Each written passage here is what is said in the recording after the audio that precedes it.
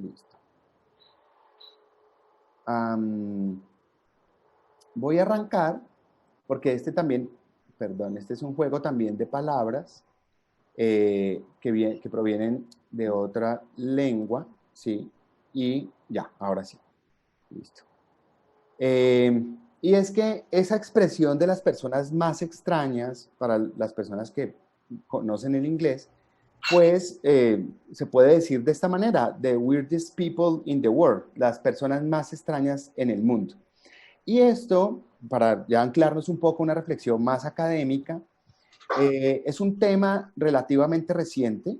Digamos, he traído en la margen izquierda de la pantalla un artículo del profesor Joseph Henrich de la Universidad de British Columbia, Stephen Hain también de British Columbia, y de Ara Norensayan, difícilmente podré pronunciarla bien, en una revista científica que es muy importante en las ciencias del comportamiento y en las ciencias pues del cerebro.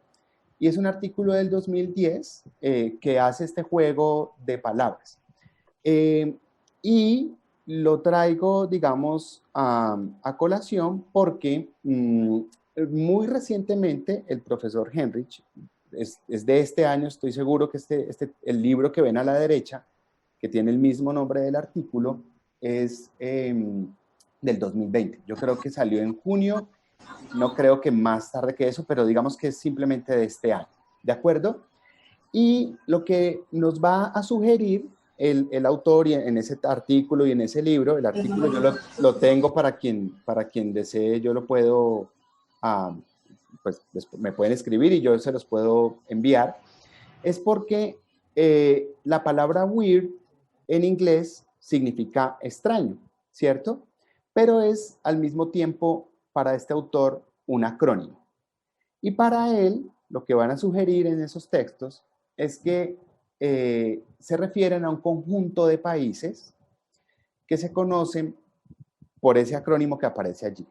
Western, que significa países occidentales; educated, países educados; industrialized, o sociedades industrializadas; ricos y desarrollados. ¿De acuerdo?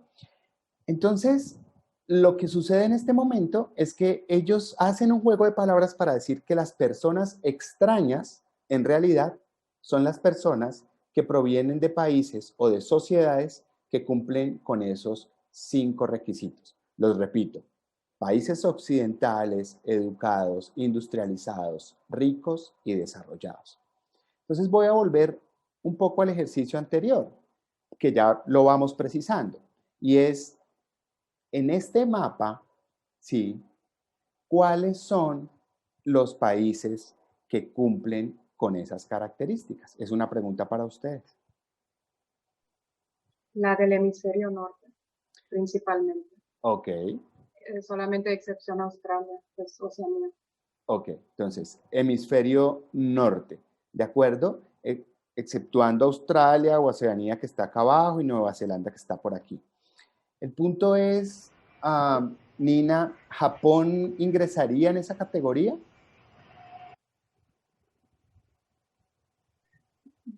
Para mí sí, Es es curioso. industrializado, pero tiene también, pues me quedé pensando porque pues tiene también área muy rural y no tan desarrollado, lejano de las metrópolis, ¿no?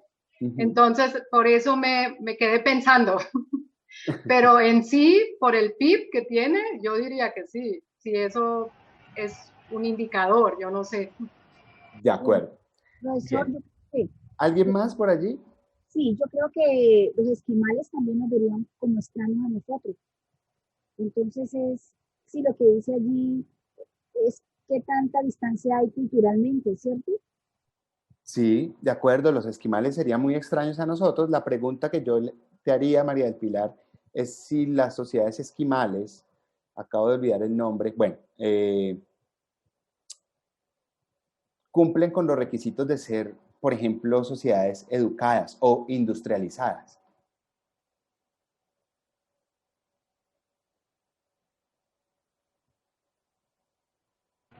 No sé. María Pilar, ¿no? Bueno, es una categoría difícil, ¿de acuerdo? Porque cuando le pregunto por Japón, pues por supuesto es una pregunta muy, lo que nosotros decimos con una cascarita, es un poquito compleja, porque uno generalmente considera que los países como Japón o China son países orientales. Entonces la categoría de occidentales, digamos, no nos juega muy bien allí. Sin embargo, Japón, pues nadie negaría que es un país industrializado, rico, desarrollado, y tal vez no cumpliría con todas las características. Lo mismo pensaríamos de Australia, ¿cierto? Que también está demasiado al oriente nuestro, sin embargo, tiene algunas particularidades de países occidentalizados. El punto esencial es que dejemos la primera respuesta de Nina, y es, por lo general uno podría entender que los países que cumplen con esas características son los países del hemisferio norte. O tendría uno más o menos que trazar una línea aquí en el sur de los Estados Unidos, y agarrando Europa, o si se quiere para clasificaciones más actuales, pues excluir a todos los que se llaman pues como los del Gran Sur en este momento. Bien, ¿por qué quiero llegar a ese punto?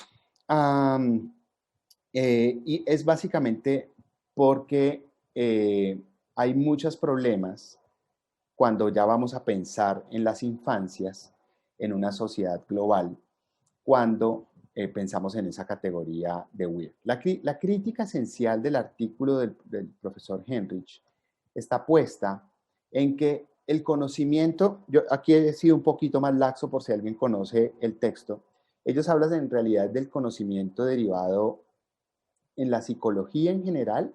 Ellos dicen el conocimiento de la psicología en general tiene un gran problema, y es que se ha obtenido principalmente de muestras, es decir, de sujetos, de personas que provienen o que viven en países weird, en países raros o en países occidentales, educados, etc.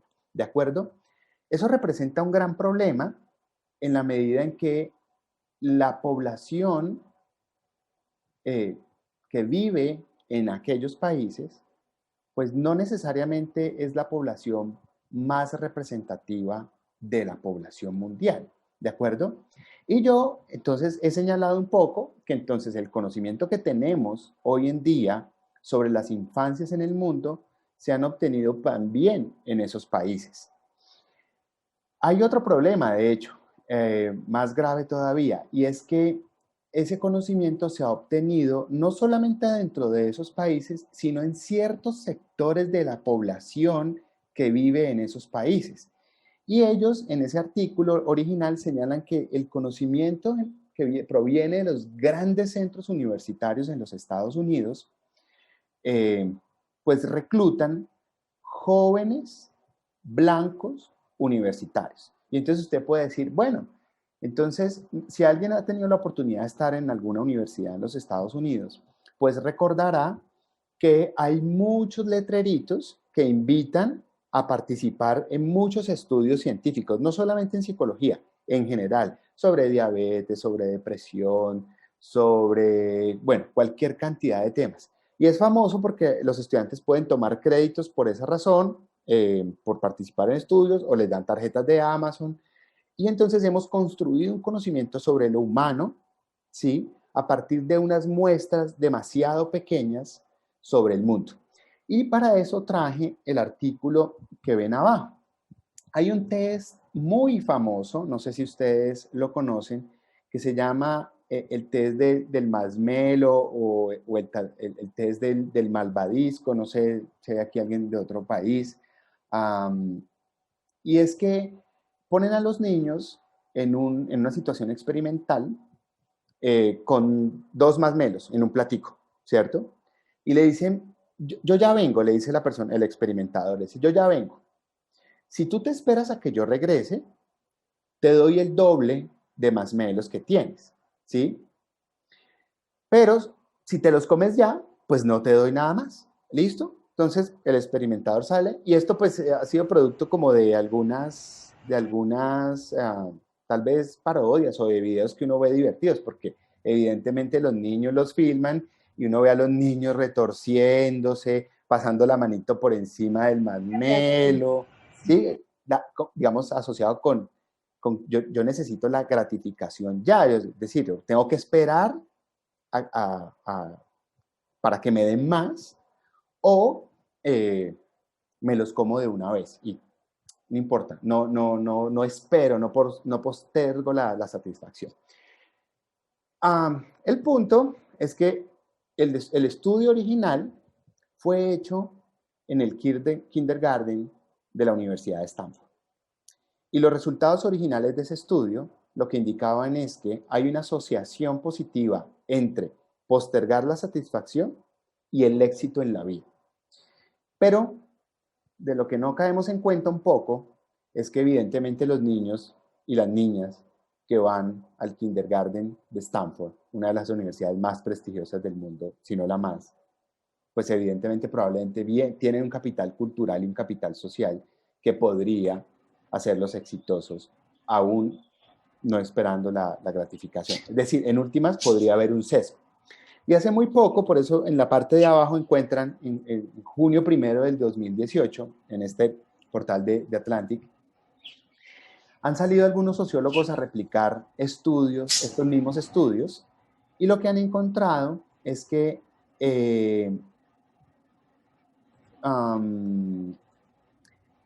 o se han preguntado por qué los niños ricos son tan buenos en el desempeño con el test del Masmer, ¿cierto? Y lo que ellos, la explicación que encuentran, básicamente es que, como digamos la riqueza, ¿cierto? Y no tanto como la fuerza de voluntad, es lo que hace que los niños puedan postergar la satisfacción o la gratificación, ¿cierto? Y la explicación es relativamente sencilla, y uno diría, pues es muy razonable además, y es los niños que viven y las personas que viven en condiciones de pobreza, ¿sí? Tienen la certeza de que tienen 2 masmelos en la mesa hoy y que no planifican para mañana. Y que entonces prefieren comerse lo que es seguro ya y no esperar lo que puede ser una recompensa mayor en el futuro. Eso entonces viene a sugerir que si consideramos solamente los estudios que provienen sobre las infancias de países WIR, pues probablemente cometemos algunos errores o no necesariamente somos tan justos con otro tipo de niños y niñas que viven en otras condiciones, en otros contextos, y que las generalizaciones que hacemos a partir de los estudios en primera infancia, pues en este caso que tenemos el trasfondo de la maestría, o sobre la niñez en general, si nos atenemos solo a los estudios que vienen de unas muestras muy pequeñas, pues probablemente no estamos teniendo la imagen completa. Y que si vamos a hablar de infancias en sociedades globales, pues bueno, tal vez deberíamos repensar un poco el tipo de conocimiento sobre el que nosotros construimos nuestras intervenciones y en la manera en cómo trabajamos también con niños y niñas en otro tipo de contextos. ¿De acuerdo? Entonces, una conclusión general del artículo, para volver al acrónimo, pues es la necesidad, por supuesto, de hacer más investigación en nuestros propios contextos. Bien, entonces esa es la primera implicación del artículo. La segunda implicación, creo que la he anticipado un poco, ¿cierto? Lo dije anteriormente, es que los niños y las niñas que provienen de países weird, que valga la redundancia decir, de países extraños para lo que es la población mundial, pues no son representativos de las infancias en el mundo y que deberíamos pensar mucho más en esas otras infancias, en hacer más estudios o por lo menos en poner entre comillas los estudios que se están realizando. Aquí voy a hacer también una pequeña aclaración, no quiero mostrar un poco que no me interesan los estudios que provengan de los Estados Unidos ni las grandes universidades. Yo tuve la oportunidad de visitar, de estar durante mi doctorado, visité la Universidad de Duke y allí hay un investigador muy famoso en psicología que se llama Michael Tomasello. Yo logré estar en el laboratorio con él y él tiene unos estudios muy interesantes donde compara la empatía de niños pequeños y chimpancés, hace estudios comparativos. Yo, por supuesto, creo que hay que prestar atención a esos estudios, ni más faltaba. Lo que quiero decir más vale es que hay que tener en consideración esos estudios, pero ponerlos en su justa dimensión. Y es que provienen de unos sectores muy puntuales. Y tampoco significa que vamos a negar que puede haber conocimiento universal sobre la infancia. Lo importante es volver a poner entre comillas y revisar con mucha lupa y con mucho detalle esos conocimientos que se derivan de estas poblaciones para tratar de pensarlo también un poco en los contextos en los que nosotros trabajamos e intervenimos. Bien, traigo entonces la imagen de un libro relativamente reciente del año 2017 que empieza a mostrar que hay también una tendencia un poco a pensar el desarrollo de la infancia o el desarrollo infantil desde una perspectiva cultural, reconociendo el papel que la cultura tiene en la constitución de una persona, en la constitución de un niño, y de reconocer, digamos, la importancia pues de los valores, de las creencias, de las prácticas culturales que tienen que ver con la niñez y que en algunos momentos, ustedes lo sabrán mejor que yo, entran en tensión incluso con las políticas públicas de muchos de nuestros países. Entonces, esa segunda implicación es muy importante. Es necesario, creo yo, transitar un poco hacia otras formas de conocimiento. Bien. Y tal vez la tercera implicación que yo quería traer ahora es que a ver, nadie lo niega, estamos en una sociedad global, la pandemia además nos lo ha demostrado, para el que era incrédulo, pues nos lo demostró de manera muy evidente, fue muy evidente. Nos estamos conectando ahora mucho más, nosotros mismos hemos tenido, me refiero en psicología, en la universidad, hemos podido traer invitados que antes no podíamos traer porque en principio pues traerlo significa conectarlo en una pantalla. Entonces, si reconocemos y aceptamos el hecho de que vivimos en una sociedad global, lo que yo creo que también necesitamos reconocer es que necesitamos conocimientos también más globales. Eso significa, desde mi punto de vista, que debemos reconocer, por ejemplo, las infancias indígenas. Cuáles son las particularidades de ese tipo de infancias y lo digo para el contexto nuestro. Bueno, yo estoy en Colombia, probablemente aquí podemos tener gente de otros países, pero los indígenas de México, en Chile, se me olvida el nombre, pero bueno, allá hay trabajos muy bellos que se están realizando sobre este tipo de infancias. Ahora, con el tema, digamos, racial tan fuerte que hemos visto pues en las últimas pues tal vez en los últimos 6 meses en los Estados Unidos, también reconocer las infancias afro, las infancias de nuestro Pacífico colombiano o de la costa caribe colombiana. Tal vez en nuestro país la importancia de reconocer las infancias en una zona tan, digamos, poco conocida como los Llanos Orientales, por lo menos para mí. Y tal vez un punto muy importante, porque muchos de los niños y las niñas que viven, que indígenas o que son de afro, pues es que viven en condiciones de pobreza y que tal vez lo que necesitamos es seguir estudiando a los niños que viven en estas condiciones de pobreza para reconocer también, más que para estigmatizar, para reconocer las capacidades con las que ellos crecen y evidentemente en reconocer, no solamente considerarlos, aquí voy a decir es lo siguiente, es que a veces cuando uno los compara con estudios por ejemplo, del Masmelo, pues evidentemente un niño que vive en condición de pobreza, pues es estigmatizado como tú no vas a ser exitoso en la vida, pues no es capaz de postergar la satisfacción. Y tal vez lo que hay es que entender y comprender la manera en que como estos niños de alguna manera se desempeñan en diferentes tipos de escenarios experimentales o no experimentales. Ese es un poco como el llamado. Bien, y finalmente, que era un poco el propósito de esta breve conversación, es que nos preguntemos en realidad quiénes, se me fue sin la U, perdón, quiénes son los weird, quiénes son las personas extrañas. Y que entonces, a partir de esa reflexión, podamos hacer también nuestro trabajo. Ahora con la pandemia, yo imagino que la mayoría de los que han ingresado aquí pues tienen algún tipo de o trabajo, o estoy asumiendo esto, con primera infancia o en preescolar. Entonces, estoy asumiendo que si ustedes ingresaron aquí, pues deben conocer mucho mejor que yo todas las dificultades de acceso en tecnología que tenemos y cómo los niños y las niñas pues están teniendo pues dificultades para acceder a los servicios y a los ofrecimientos de los servicios educativos que ustedes pues tienen o que las instituciones que participan y trabajan pues les brindan a los niños. Pues esto pone de manifiesto entonces la necesidad de trabajar en búsqueda de mejorar esas condiciones y de considerar que realmente lo weird es el privilegio y que lo realmente muy común y lo que no es extraño, lastimosamente, son las dificultades de acceso, las dificultades para no poder ir a las instituciones educativas, el drama que ustedes deben conocer mejor que yo de los niños y las niñas que dependían de la alimentación escolar, etcétera, etcétera, y cómo esto es más lo común y no es lo extraño. Bien, bueno,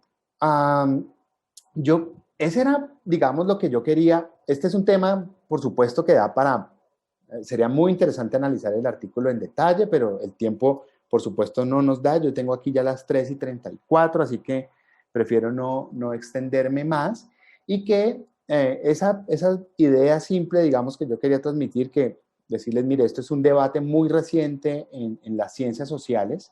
Quería traerlo hoy aquí, quería contextualizarlo para primera infancia, o para las infancias en general, y enfatizar también un poco en los retos que tenemos para el futuro. Entonces, yo creo que podemos pasar como más a una conversación, ya a unas preguntas. Veo por ahí que ya han levantado la mano. Y yo, mientras tanto, les dejo esta información allí. Si alguien tiene interés, puede tomarle una foto o tomar los nombres.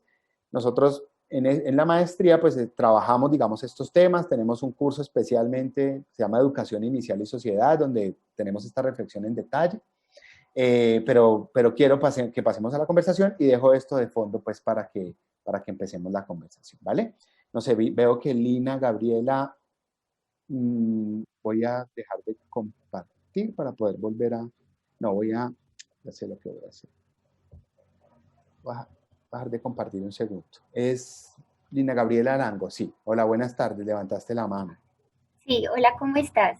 Bien, muchas gracias. Qué bueno. Buenas tardes para todos. Con referente a esta charla que tú nos acabas de provocar, porque es una provocación a seguirlo explorando, yo soy maestra del grado Transición en una institución educativa rural de difícil acceso, es decir, mejor dicho, estoy incluida entre esos que tú hablabas por allá que con difícil conexión, dificultad para llegar. Además de eso, sumado, pues tengo población indígena y también tengo población afro y pues netamente rural, ¿no? Dependen del campo y de la parte agropecuaria con relación a la producción de café, plátano y pues hortalizas. Pero con relación a esto que tú decías de que a veces, o sea, ¿quiénes son estos weird? Yo pienso que más que nosotros resaltar en que sí existen esas poblaciones tan espectaculares que cuentan con toda esa parte de investigación y a la cual nosotros podemos tener como referente, nosotros no podemos dejar de lado todos los conocimientos y digamos que las experiencias tan significativas que nos entregan a nosotros la población con la cual nosotros trabajamos. Entonces, a veces el centrarse simplemente en podemos tener de referencia esas poblaciones, pienso que la investigación tiene que partir desde nuestra propia experiencia y nuestra propia vivencia con los estudiantes. Yo quiero de alguna manera contarte que, por ejemplo, en esta pandemia, a pesar de que ha sido muy de dificultad el poder nosotros llegarles a los estudiantes, se ha empoderado muchísimo el campo. Digamos que le hemos dado una relevancia especial en la institución, cosa que no se venía haciendo en la presencialidad. Es decir, los niños de ahora pues les apetece más irse a una institución que tenga tecnología y no a la que sea agropecuaria, como en el caso de nosotros, que les toca porque es su región. Pero al momento en que ellos pasan a un bachillerato a una educación media, quieren irse para un colegio tecnológico y no se quieren quedar en el del campo.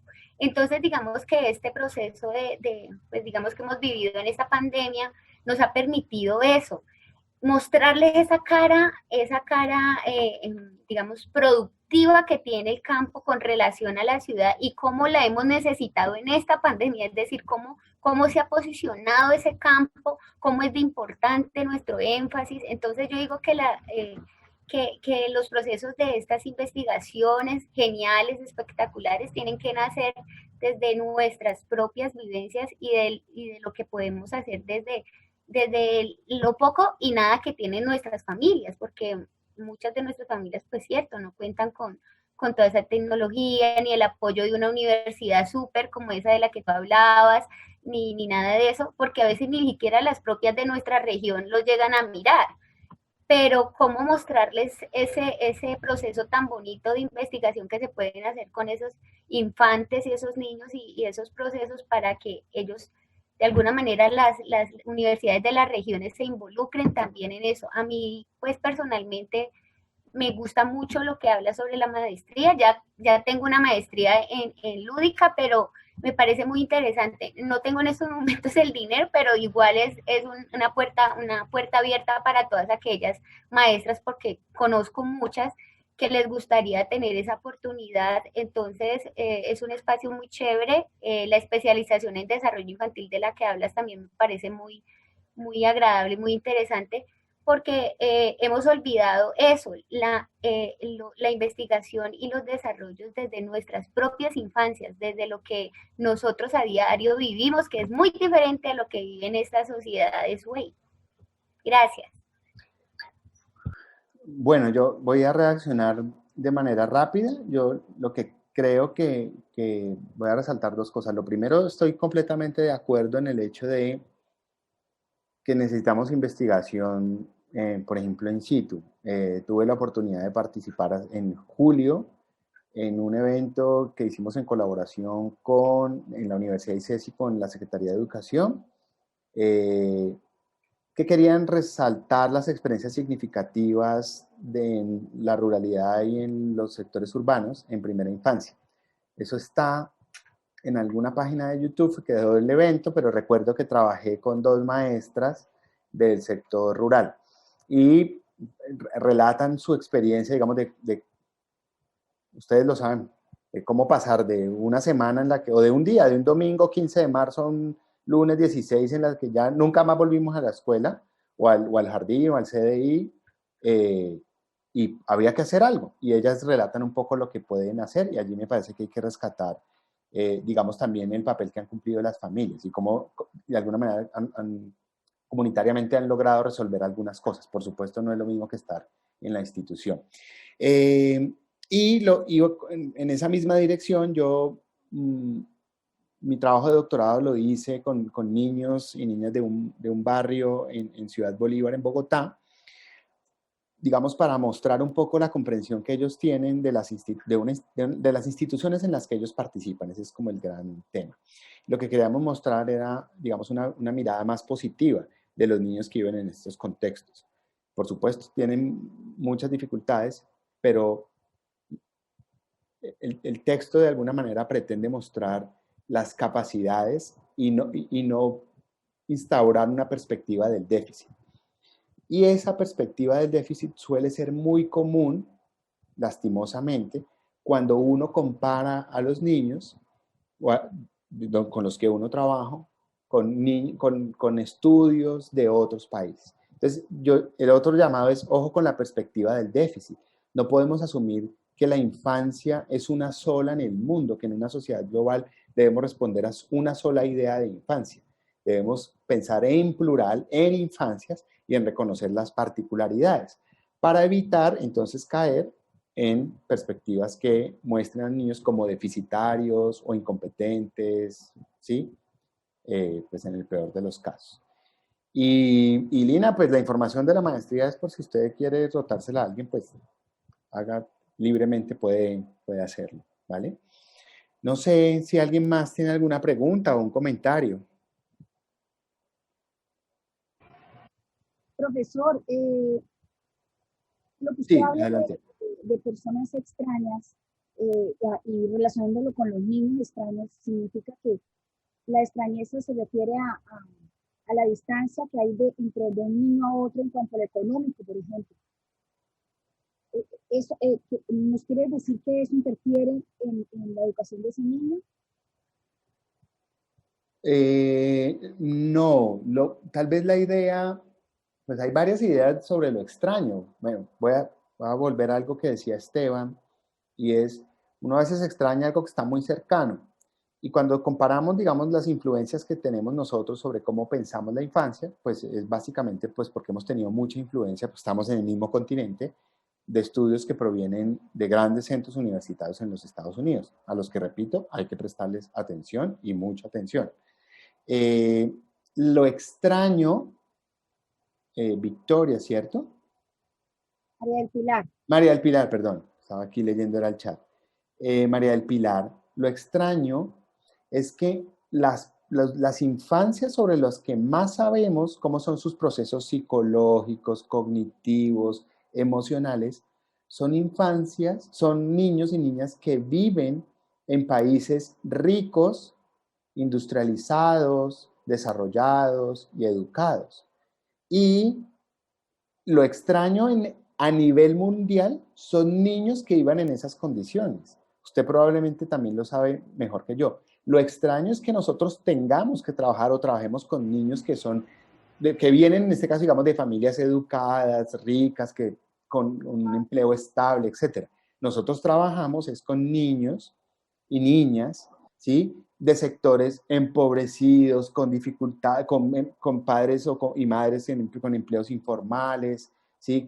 Con bajos ingresos económicos.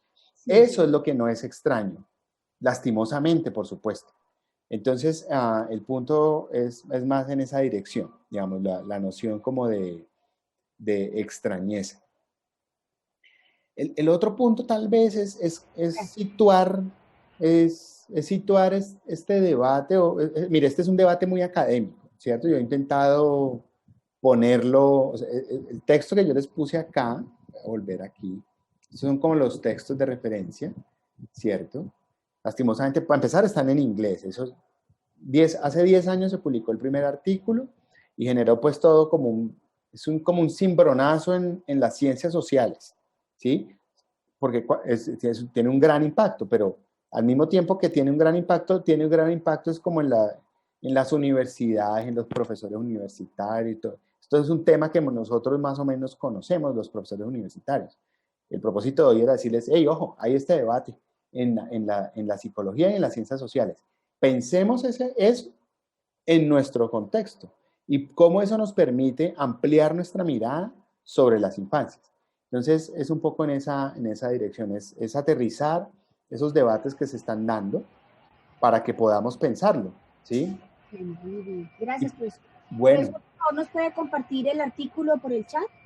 no se los puedo compartir por el chat, pero les voy a poner mi correo Ah, bueno, por el chat y usted me hace un favor y me escribe y yo con muchísimo gusto, gracias. si usted yo creo que si lo buscan así deben encontrarlo en Google, debe aparecer fácil, en algún lado debe estar gratuito, pero si no, de todas maneras, con mucho gusto, yo les escribo aquí mi correo. ¿Listo? Yo tengo una pregunta acerca de la maestría. ¿Cuáles líneas de investigación tienen? Bueno, ahí está mi correo, perdón. Voy es famoreno@icesi.edu.co. Nina, no, el trabajo que pretendemos hacer de investigación allí, pues evidentemente estará como ligado a los intereses de los docentes que pues son muy variados. Lo que quiero decirte es que el trabajo de investigación en realidad va a ser una sistematización de una práctica. Porque la maestría tiene un enfoque, pues aquí por supuesto yo no lo he traído porque no era el propósito, eh, tiene la intención de transformar las prácticas. Lo que hemos visto es que muy importante para primera infancia es llevar a las personas que trabajan en este nivel a la transformación de sus prácticas. La manera en cómo pensamos que se puede hacer, además de los cursos y de los trabajos dentro de los cursos, es que usted pueda volver sobre lo que usted hace, reflexionar sobre lo que usted hace, reinterpretar lo que usted hace y, digamos, transformar la práctica allí. Entonces, los intereses de investigación en esa medida, pues van a estar muy atados a sus propios intereses, a los intereses de las personas que participan o que son estudiantes de la maestría. No sé, si te interesa la concepción del número en el niño y lo trabajan con el conteo en un jardín infantil, bueno, pues probablemente podamos sistematizar una práctica y producir conocimiento a partir de tu propio quehacer.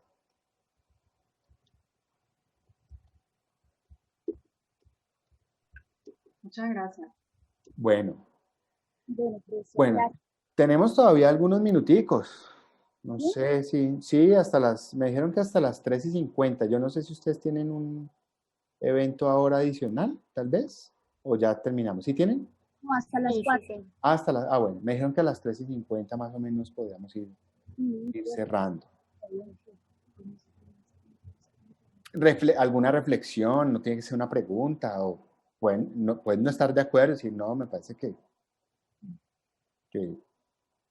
no, que los profesores Henrich están equivocados. Por eso yo creo que más que la diferencia en clases económicas de los niños, la preocupación es las didácticas que utilizamos los docentes. Yo creo que ahí estaría el secreto de una mejor enseñanza para ellos. Sin duda también, por supuesto. Es como básicamente reconocer que todos los niños y las niñas tienen capacidades de aprender y que el éxito también de nosotros como maestros y maestras está en la posibilidad de acercar nuevas formas para que ellos aprendan, nuevas didácticas. Estoy de acuerdo con eso también. Es que hay condiciones estructurales que a veces son innegables, sobre todo en la medida en que más pasa el tiempo. Ustedes saben que niños con dificultades al principio para nutrirse o el tipo de cuidados que ha tenido durante sus primeros años de vida, pues ya entre más dejemos que se amplíe la brecha, pues es mucho más difícil cerrarla.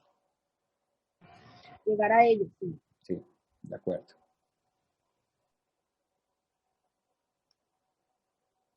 Quisiera hacer una intervención un momentico rápida. Claro, Esteban, adelante. Yo soy el director de la Fundación Escarpeta Géneco y nosotros somos patrocinadores del evento de EduTeca. Entonces estoy aquí como mirando también y aprendiendo. Pero básicamente también quería invitarlos a que Cali ha hecho un movimiento bien interesante con esta administración y con esta alcaldía de asumir de manera directa la operación de lo que ellos llaman nidos, que son los lugares en donde se forme y se tenga una reflexión sobre la infancia. Yo creo, Fernando, que a ellos les interesa mucho eso que usted está planteando de lo que es cómo podemos destacar los tipos de crianza y cómo podemos hacer que la gente tenga una crianza mucho mejor, ¿no? Porque en la lectura también que yo hago de las infancias y la investigación sobre infancia, quisiera también aportar de que es muy importante para el tercer mundo, para estos países en vía de desarrollo, para donde estamos nosotros, que haya entidades y que haya organizaciones que quieran aprender más sobre lo que estamos haciendo. Entonces también hay que tener esa apertura a que los investigadores y esas grandes universidades pues se fijen en nosotros, ¿no? Y nosotros más bien hacer el link para que ellos inviertan sus recursos muy importantes para la investigación. Pero sí quisiera de todas maneras dejar en claro que aunque podemos ser un poco románticos con la crianza y con la educación que pueden tener algunas etnias o algunas culturas, también es paradójico que algunas de ellas, por ejemplo, tengan una mirada tan cruel y tan dura hacia la infancia. Por ejemplo, investigaciones y trabajos que estamos haciendo en Colombia nos muestran que la forma de criar y educar en primera infancia es muy violenta. Y en la medida que ejercemos esa violencia, perpetuamos la violencia cultural que tenemos en este país. Entonces, les pongo un ejemplo. Hace 2 días estaba yo oyendo una entrevista muy buena, estaban hablando de cómo hablan en Tumaco. Y no es por estigmatizar Tumaco, esto pasa en todo el país, y aquí en Cali también. Y decía, por ejemplo, tenían múltiples maneras de los diferentes golpes que se le da a un niño para educarlo. Y pues obviamente uno como pues con lo que hemos visto y con toda la investigación que hay alrededor de la violencia, nos hemos dado cuenta que en la medida que más violentemos a los niños, pues más violentos los vamos a hacer. Es decir, ellos van a perpetuar esa cadena violenta de crianza. Y entonces yo creo que ahí también tenemos que intervenir mucho, ¿no, Fernando? Y nosotros trabajamos muy fuerte en este tipo de iniciativas alrededor de la infancia, de cómo logramos que cuidadores y padres y docentes se acerquen a la infancia con una idea menos violenta de intervención hacia ellos. Porque tampoco podemos permitir tolerar que el hijo sea una especie como de propiedad en donde yo hago lo que quiera con él. Y yo le educo como yo quiera. Y nos hemos dado cuenta que como sociedad tenemos que intervenir ahí también, porque no puede ser, ¿sí? No puede ser que yo a un niño, por ejemplo, le ponga una plancha en su barriguita porque está orinando en la cama. Es decir, eso, ¿sí? O no podemos permitir que todavía se vendan los artículos de comercio en algunas ciudades, en algunos territorios del país, poéticos, ¿sí? Para educarlos. Y resulta que eso tiene un veneno terrible, que es lo que nos hemos dado cuenta todas las organizaciones que estamos trabajando en pro de la no violencia en Colombia. Entonces, quiero también dejar un poco esa duda de que tenemos que trabajar mucho en la infancia, pero también tenemos que ser claros en que algunas prácticas y algunas de las formas como estamos educando a nuestros hijos tal vez no son las mejores, y hay que desmitificarlas y hay que decirlo por qué. ¿Verdad? No, de acuerdo. Una gran intervención, Esteban, en la medida en que este tipo de, digamos, de presentación como la que hago hoy, tiene un riesgo, es que si se lleva al extremo, relativiza mucho, digamos, el tema de la crianza, en este caso, que fue el ejemplo que trajiste. Y evidentemente, pues esto tiene tela de donde cortar todo lo que uno quiera. Para decirlo muy rápido, la misma idea de un niño como sujeto de derecho es una idea supremamente moderna, o sea, es una idea del siglo XIX. Los niños antes de 1850, pues básicamente era una categoría inexistente. Pero vivimos en una sociedad en la que los niños son sujetos de derechos y en la que evidentemente tenemos que respetar esa misma condición. Es un derecho a no ser violentado, por ejemplo. Digamos, eso hay que reconocerlo de entrada. Pero me refería un poco más, o lo que quiero señalar, que es la primera parte que mencionabas, es a otro tipo de prácticas y de sentidos dentro de la crianza que son, digamos, muy interesantes. Hay también muchos trabajos en Colombia, hay uno muy relativamente reciente, creo que un trabajo de maestría de la Universidad de los Andes que rastrea cómo aparecieron los juguetes en la primera mitad del siglo XX en Colombia y qué tipo de juguetes aparecieron. Y luego, digamos, cómo eso evoluciona como en otras formas más actuales sobre los juguetes. O los sentidos de algunas prácticas, por ejemplo, de rondas infantiles que pueden ser cognitivamente muy complejas y que uno siente que es como un juego, que los niños no aprenden nada, pero no aprenden nada si los comparamos, digamos, solo con un modelo de escuela muy formalizado. Pero si hacemos un análisis más juicioso del tipo de procesos cognitivos que hay en ese tipo de prácticas, pues reconocemos que incluso en rondas infantiles en el Pacífico colombiano hay un desarrollo cognitivo que lo que sucede es que no se reconoce o no se sabe evaluar bien. Si utilizamos la prueba tradicional, pues el niño le va a ir súper mal. Pero si repensamos esto, entonces pues tendremos cómo reconocer sus potencialidades. Pero sin duda, vale la pena y ojalá. Yo participé en una mesa hace una semana, pero creo que nos iban a citar en esta semana y no me llegó el correo. Tal vez si me ayudas a recordar el correo. Yo hago parte de unas mesas de primera infancia aquí en Cali y una mesa intersectorial. Y voy a insistir en que los inviten a ustedes y que los tengan en cuenta la maestría, porque pues, obviamente es muy importante la investigación en todo esto.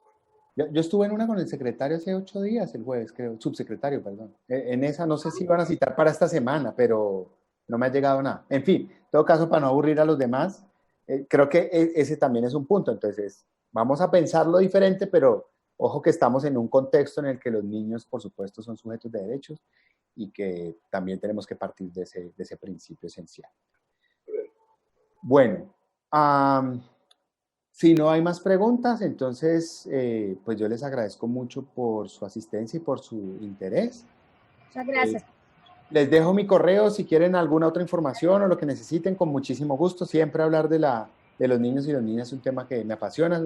Soy un psicólogo del desarrollo, así que estaré más Muchas que gracias. contento de... Bueno, Muchísimas gracias. que tengan una feliz tarde. Hasta luego. Gracias, hasta luego. Hasta luego, gracias.